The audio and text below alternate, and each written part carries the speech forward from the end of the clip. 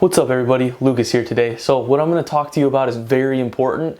A lot of you guys out there, whether you're lifting, tricking, braking, doing anything, calisthenics, back problems are a huge problem. Dude, I train, I'm strong, like why am I getting back problems? I'm walking around like crippled and stuff. So to understand lower back pain, you got to understand what's going on. Usually it's two scenarios, anterior pelvic tilt or posterior pelvic tilt. And having this problem, one of these problems over time. So the idea is you should have an even space between one spinal thing, the disc, and another spinal thing. Okay, I'm gonna keep it first grade terms, things, chill.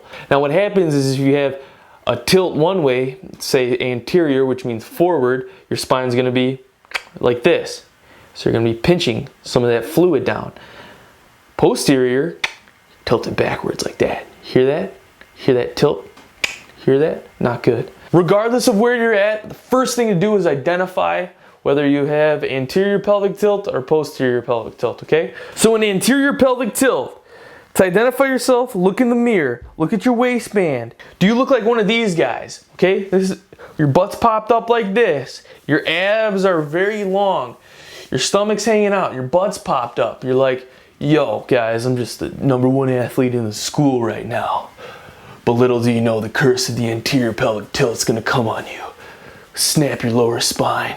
You're walking around all like, I got the biggest butt in school. Yeah, I got the biggest butt in school. But your butt really isn't that big. Your pelvis is popped forward, okay? You can see because your waistband is on an angle.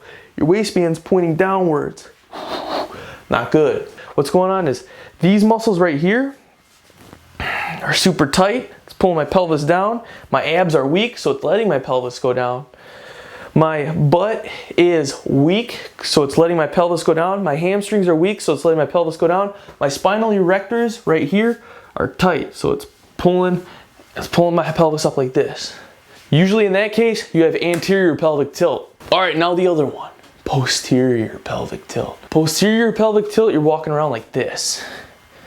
Like you gotta take a mega dump and you're holding it in. I'm on the edge here, dog. I'm on the edge. Your waistband's pointing backwards, okay? So what's going on is your pelvis is tilted upwards, right? You're like, whoa. So with the posterior pelvic tilt, what's going on is your butt's really tight. You got a tight butt. You're holding in that turd. But for real, your hamstrings are also tight.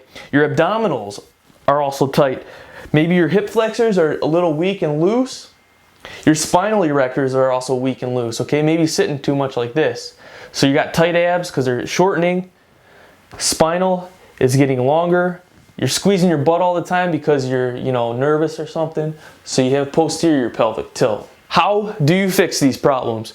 Check out the video I got over on Only Kinds Fitness. This video is gonna show you some basic exercises you can do right now, no equipment needed, basic exercises and stretches that you can do to help either prevent or cure anterior pelvic tilt or posterior pelvic tilt. So whether you're biggest butt in school or holding in the biggest turd in school, you gotta fix these problems to bring your spine to neutral. Got a video over there right now just with the exercises, so check that out. Link in the description or click the annotation over there. Thanks so much for watching everybody. Identify your problem so you can fix it so you don't have back problems in the future. Hope this video helps everybody out there. Don't forget to subscribe. Daily videos Monday through Friday.